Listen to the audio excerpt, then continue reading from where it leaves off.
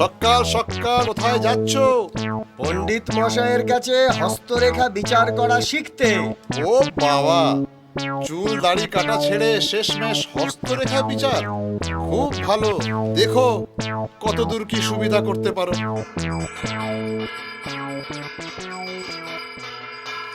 প্রণাম।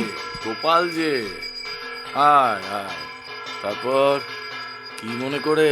আগে আপনার কাছে একটা অনুরোধ নিয়ে এসেছি। অনুরোধ? কি অনুরোধ রে গোপাল? পারিবারিক পেশা ক্ষৌরকর্ম করতে আর ঠিক ভালো লাগছে না।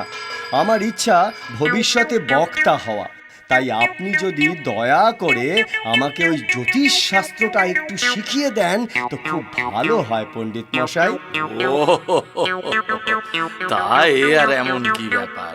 ঠিক আছে, আমি আজ থেকেই তোকে জ্যোতিষ শাস্ত্র শেখাবো।